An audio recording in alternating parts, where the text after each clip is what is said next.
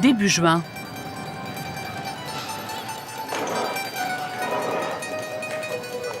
Une belle journée s'annonce à Venise.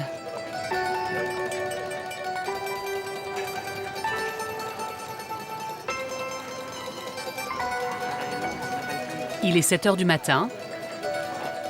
La Sérénissime est presque déserte.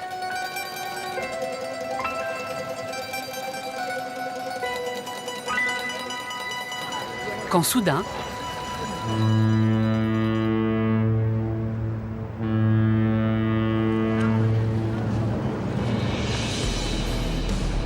un géant des mers entre dans la lagune. 330 mètres de long. À son bord, plus de 3000 passagers.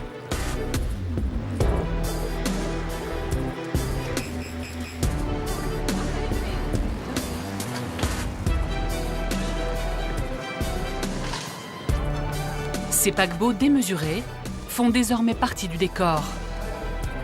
En moins de 20 ans, le nombre de passagers a augmenté de 440%.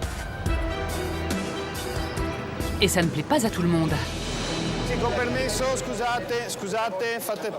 Sur la place Saint-Marc, une action choc se prépare. L'assaut du campanile, le symbole de Venise. Les assaillants, des Vénitiens de tous âges et de tous bords. C'est le comité No Grandi Navi, non aux grands bateaux.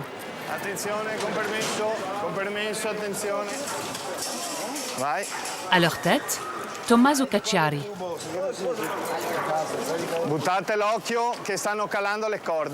Fils d'un ancien maire de Venise, il mène une lutte acharnée contre les navires géants. Chacun de ces gros bateaux pollue autant que 14 000 voitures. Et puis ces navires sont dangereux. On l'a vu par le passé avec les tragédies de l'île de Giglio et de Gênes. Mais ici, ce ne sont pas des rochers qu'ils risquent de percuter, ce sont nos maisons.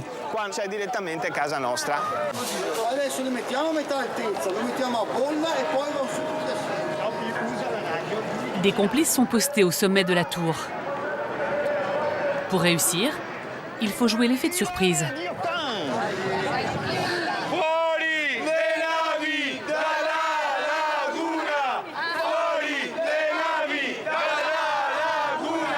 Tout va aller très vite.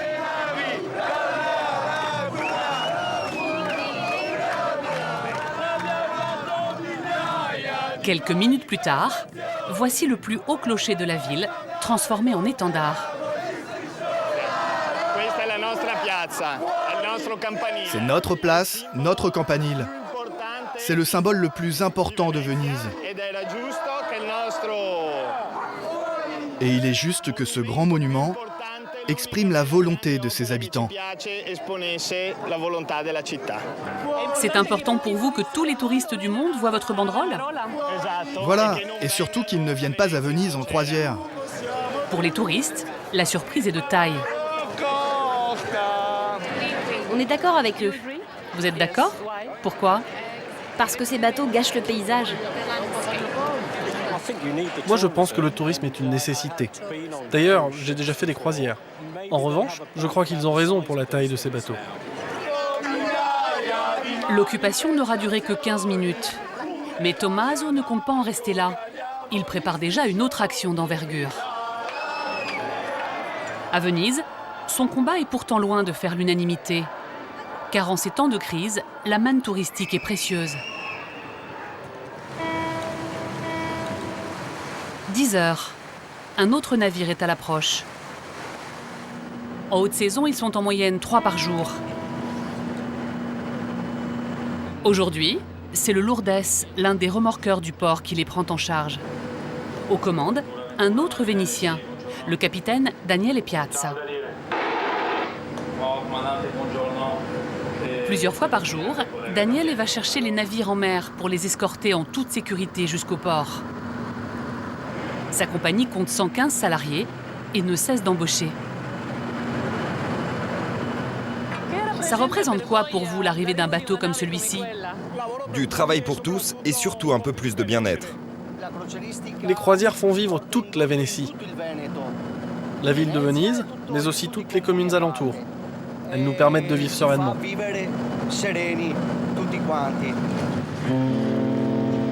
Les croisières emploient 5000 personnes dans le port de Venise et elles rapporteraient 500 millions d'euros à la ville. Alors même si elles sont décriées, difficile de s'en passer. Si ce qu'on veut, c'est mettre Venise sous une cloche de verre, eh bien, faisons-le. Faisons un beau musée. Si en revanche, on veut que cette cité continue à vivre, avec le tourisme, moi je dis bienvenue au grand bateau. C'est maintenant le moment le plus délicat. L'arrimage du navire.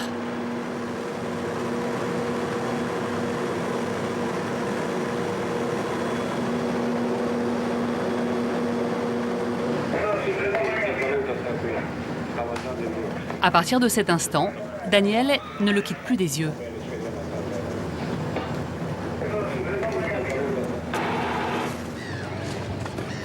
Il a plusieurs milliers de passagers sous sa responsabilité. Direction, le bassin de Saint-Marc.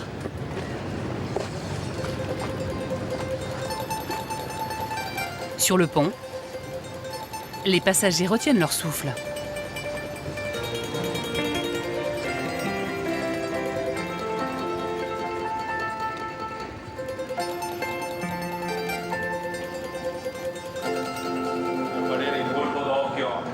C'est vraiment la plus belle vision de toute la croisière.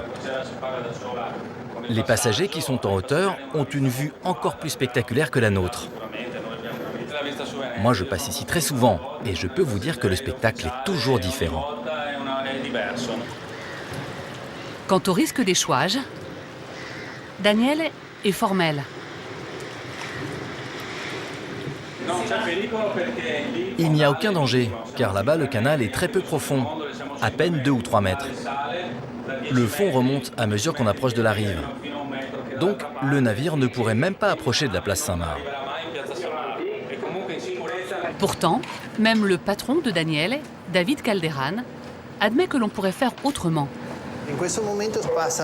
Actuellement, on passe par le canal de Saint-Marc pour arriver au port maritime. Il y a 7 projets. L'un d'eux serait de faire entrer les bateaux par la passe de Malamocco, puis de remonter ce canal utilisé par les pétroliers et ensuite d'emprunter ce petit canal, le Contorta Sant'Angelo, qui devrait être élargi pour que les bateaux arrivent au port, ici. Tous les bateaux pourraient passer par ce canal. Ainsi, ils ne passeraient plus dans le bassin de Saint-Marc, ce qui allégerait le trafic local. Et ça coûterait cher ? Oui, environ 170 millions d'euros.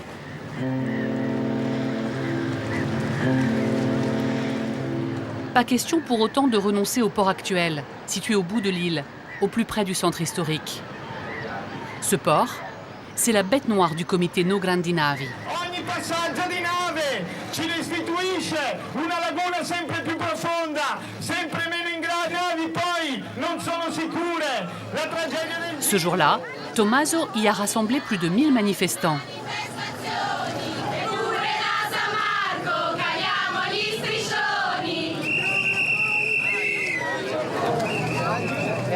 Regardez, il a peur, il tremble. Voici la proportion, en hauteur, entre le campanile de Saint-Marc et un de ces bateaux. Personne ne songerait à faire passer des poids lourds sous la tour Eiffel, non ? Objectif du jour, bloquer tous les accès pour immobiliser les bateaux le plus longtemps possible.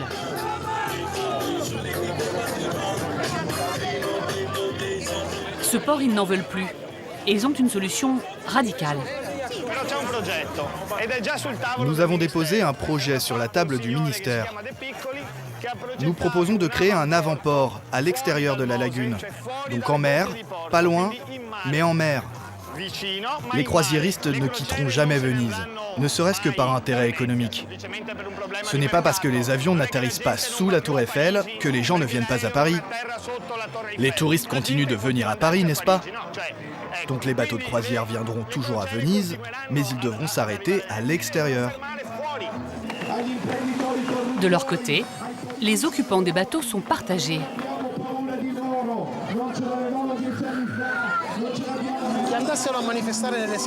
Ils devraient aller faire leur manifestation ailleurs. Moi, je m'offre une seule croisière dans ma vie. Et ils me gâchent mes vacances. Mais c'est normal, cette manifestation. Je les comprends tout à fait. Quand je visite Venise, je n'ai pas envie de voir passer ces gros bateaux. Nous venons de Vienne et nous savons bien que quand il y a trop de touristes, ça détruit complètement une ville. C'est difficile de trouver une solution pour réguler tout ça. On ne peut pas faire grand-chose. Dans ce contexte, le gouvernement italien a dû prendre une décision.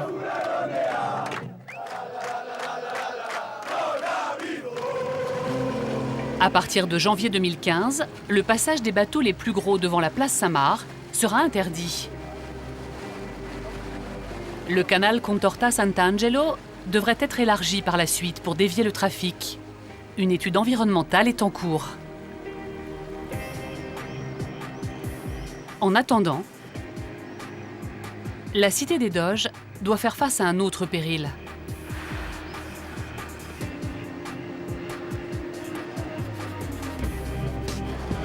Avec un tourisme en augmentation constante, le Grand Canal, ce bras de mer de 4 km qui traverse la ville,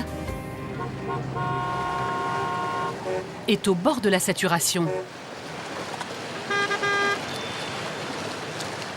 Une situation qui inquiète les Vénitiens, comme Manuel Vecchina. Au milieu de la foule des visiteurs, il se distingue par sa drôle de façon de marcher. Ce n'est vraiment pas facile d'avancer. Il y a peu de gens qui le savent, mais normalement, on doit toujours rester à droite dans ces rues.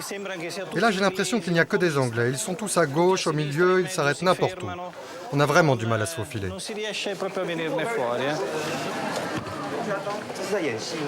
Vénitien depuis 10 générations, amoureux de sa ville, Manuel a voulu alerter l'opinion sur ce danger.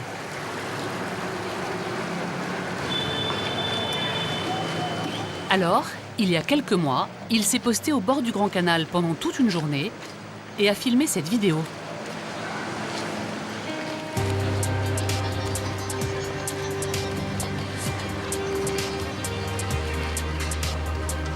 En 8 heures, pas moins de 1615 embarcations se frôlent sous le fameux pont du Rialto.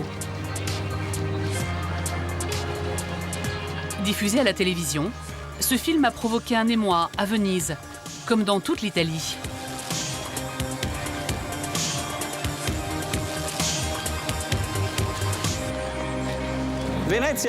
Venise est victime de sa beauté. Il faudrait vraiment entretenir cette beauté avant que les signes du temps ne soient trop évidents. Et ils sont déjà visibles. Moi, ce que je propose, modestement, ce n'est pas un numerus clausus, mais un nombre programmé de touristes. Et pour cela, il faut déterminer avec précision combien de personnes cette ville peut supporter. Cette option, ils sont de plus en plus nombreux à y songer. Surtout depuis un drame qui s'est produit ici, en août 2013. Il y avait une gondole et le bateau est arrivé par ici. Il a essayé de manœuvrer pour éviter d'autres bateaux, car il y avait un embouteillage. Et en sortant, comme on le voit maintenant, il a fait marche arrière. Et sa poupe a heurté la gondole. À bord de la gondole, une famille de touristes allemands. Le père, un professeur de 50 ans, se jette à l'eau pour sauver sa fille de 3 ans. Il réussit, mais meurt écrasé entre les deux embarcations.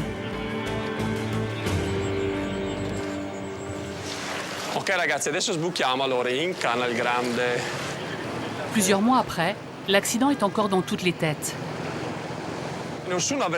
Personne n'aurait pu imaginer que l'on puisse mourir en faisant un tour en gondole. Donc on s'est tous rapprochés de la famille. Et on est même allé en Allemagne. On était 25, je crois, pour les funérailles.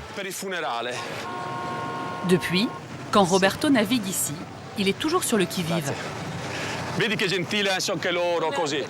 Qu'est-ce qui s'est passé là?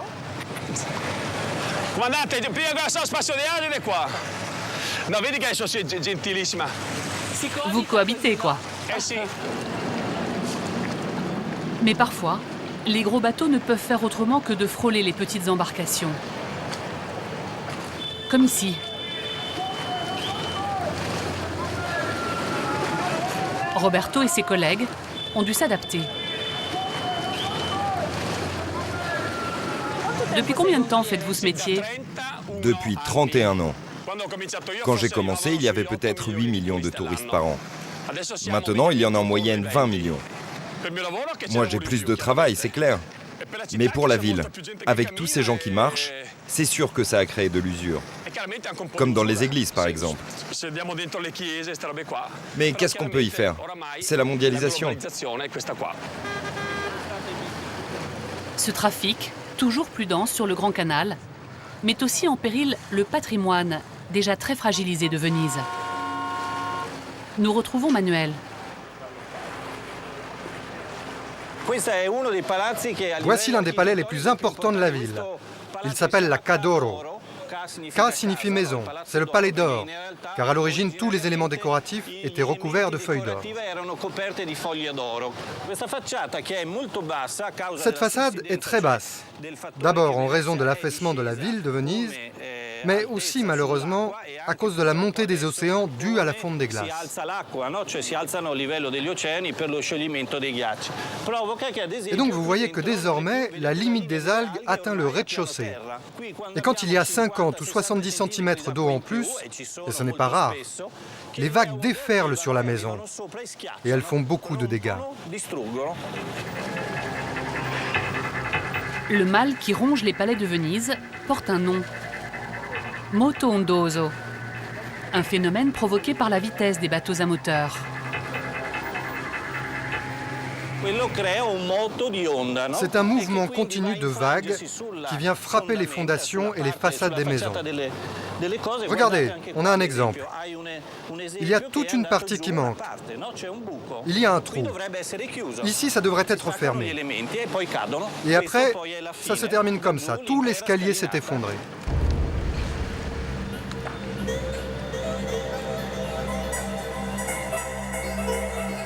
Pour mieux comprendre le moto ondoso,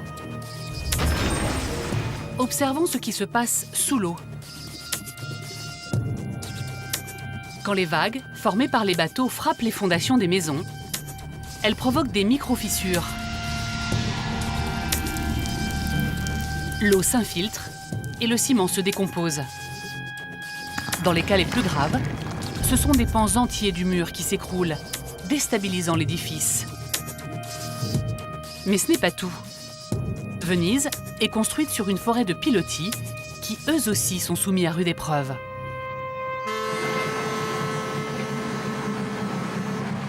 Pour veiller sur cette géante aux pieds d'argile, il existe une brigade ultra spécialisée. Ils sont à la fois archéologues, spécialistes du bâtiment et surtout plongeurs. Aujourd'hui, ils doivent intervenir à la sortie de ce virage très fréquenté qui génère d'importants remous.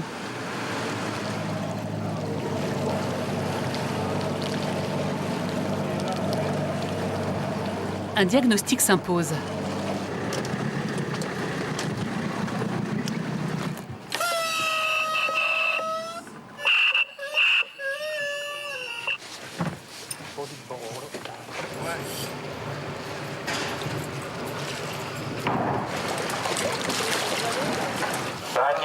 Ok, per me puoi andare. Ok, vado in acqua.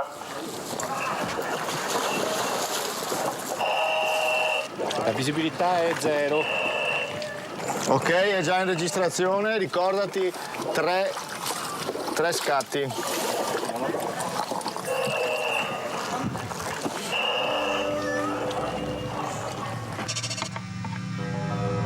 Malgré le manque de visibilité, ce qu'ils vont découvrir fait froid dans le dos.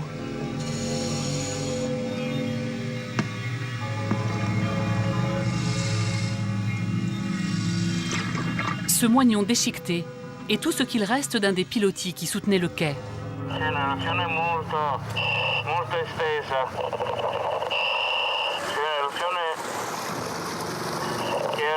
ci abbiamo proprio i pali di fondazione fuori dal fango. E abbiamo i pali, la testa dei pali fuori e consumati che la maggior parte non toccano la struttura sovrastante. Ho capito, grazie. Bien reçu, merci. Les pilotis qui sont à la base de la fondation sont littéralement coupés. Ils ne mesurent plus que quelques centimètres. Du coup, ils sont totalement détachés du plancher de marbre qu'ils devraient porter. Et si on ne fait rien, le quai finira par céder.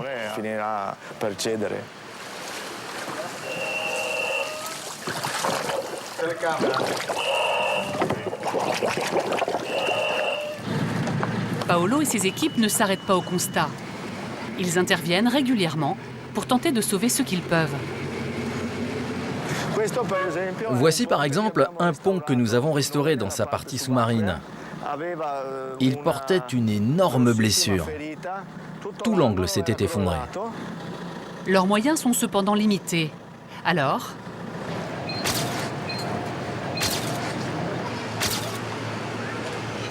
ici, comme partout, on compte sur la peur du gendarme pour faire changer les habitudes.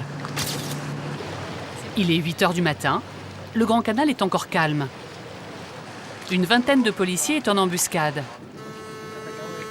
Une opération de lutte contre le moto ondoso. Pour préserver les bâtiments, la vitesse est désormais limitée à 7 km/h. Oh no, come sta andando? C'est le commissaire Zwin, chef de la police locale, qui supervise l'opération.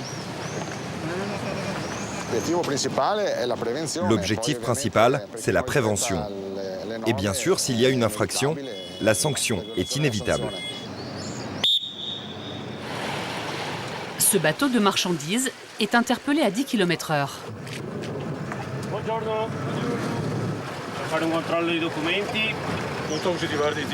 Pas évident de faire changer les mentalités.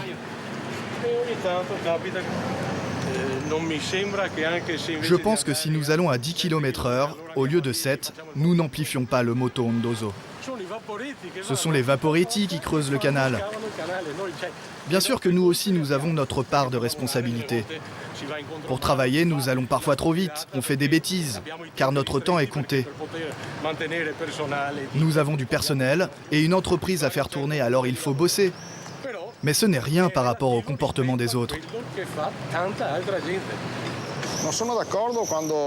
Je ne suis pas d'accord quand on me dit que de 7 à 10 km/h, il n'y a pas de différence pour le moto ondoso.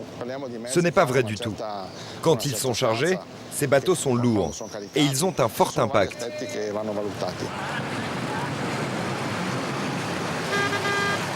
Une autre brigade est postée dans le secteur du Rialto. Depuis l'accident mortel, les embarcations privées n'y sont plus admises aux heures de pointe.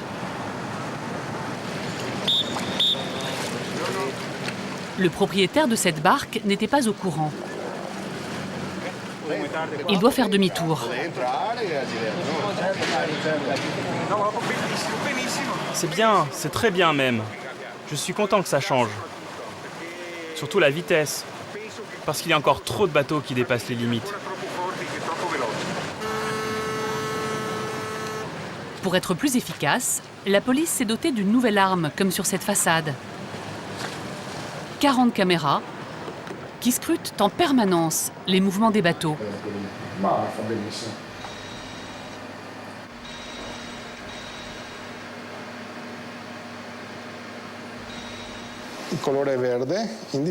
Ce point vert, c'est un bateau qui navigue en dessous des 7 km/h.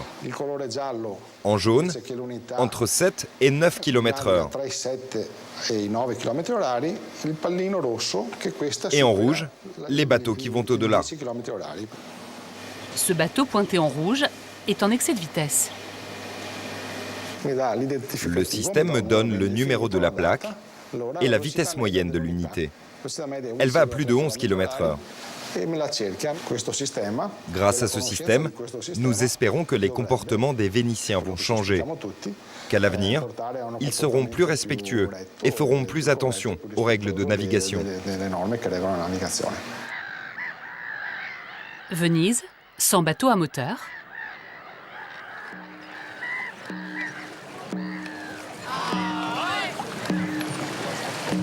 Un rêve qui se réalise une fois par an. Le dimanche de la Pentecôte a lieu la Vogalonga. Venezia, 8 giugno 2014.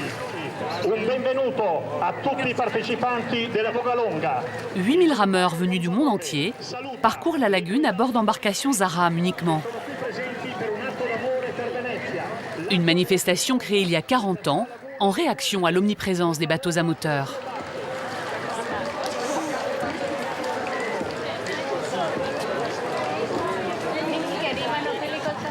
Pour quelques heures, Venise change de rythme.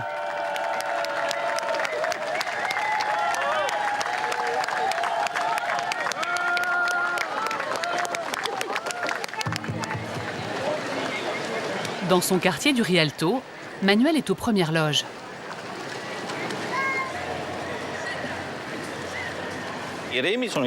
Aujourd'hui, les rames sont les reines de la ville. Et c'est beau. Écoutez, pas un bruit. Tout le monde est détendu, pas de stress, personne ne se fait mal. Au siècle dernier, Venise était encore comme ça. Il n'y avait ni vagues, ni moto ondoso. C'est évident que c'est un rêve, ça ne peut pas être toujours comme ça. À moins que l'on apprenne un jour à voler, ça serait pratique. Mais il paraît que c'est impossible.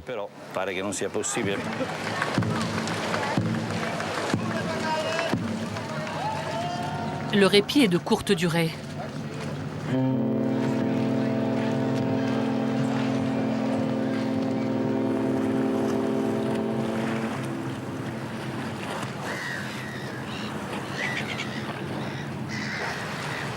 La fragile cité des Doges pourra-t-elle continuer à vivre du tourisme sans y laisser son âme ?